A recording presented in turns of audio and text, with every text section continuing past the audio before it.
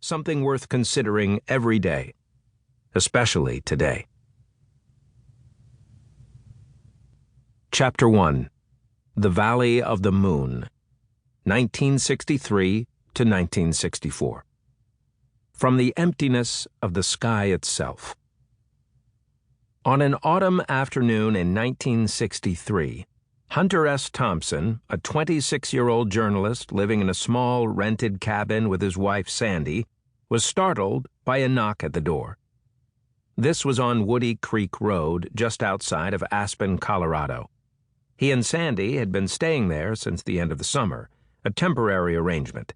Thompson had recently been offered the position of West Coast correspondent for the National Observer, a weekly general interest newspaper owned by the Dow Jones Company, and the current plan was to save up enough money for a more permanent move to California. At the time, Sandy was 6 months pregnant. Thompson went to the door and opened it.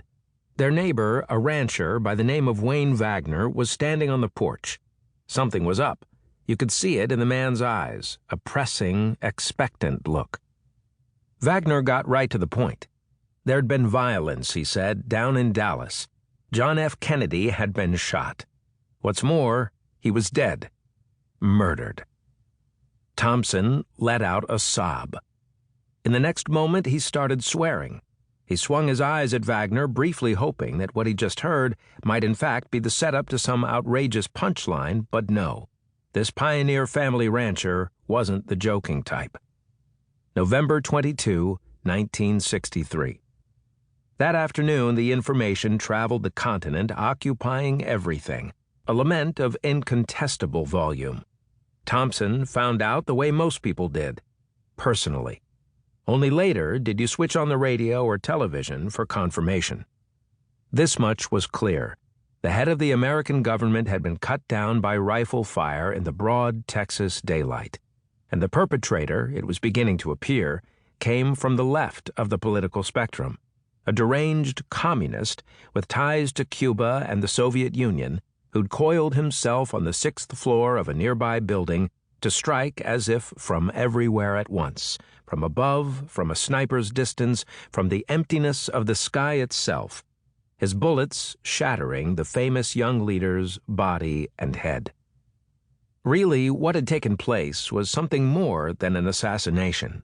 It amounted to both an act of terror and a violent regime change.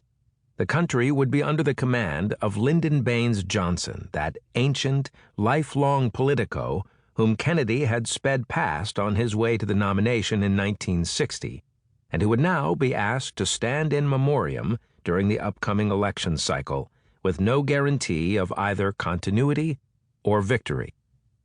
Hunter Thompson had become a Kennedy enthusiast 3 years earlier after watching the first televised presidential debate during a 1960 hitchhiking trip through California and the Pacific Northwest.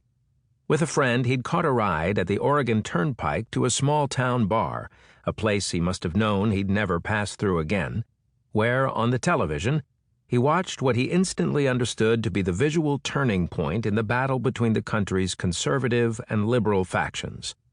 JFK, while at times affected and calculating, had come to represent for Thompson and for many others the least terrible option American politics had seen in a generation, a leader who wouldn't be corrupted by the enormous degree of power he sought, and who, as a result, suggested a future in which the collective hopes of the country might for once outweigh the ruthless, cheap, small-minded, glaringly hypocritical ambition that so many other candidates had relied upon for victory. From Thompson's perspective, there'd been plenty to doubt in the 3 years since, but at least, with Kennedy, progress on civil rights and in international affairs seemed possible. For once, it felt as if the better sentiments of the American character had gotten a foot in the door. On that Friday afternoon in November, after Wagner delivered the terrible news and departed, Thompson grabbed his reporter's notebook and headed into town, where, as if from behind the lens of a camera, he began collecting first-hand testimony.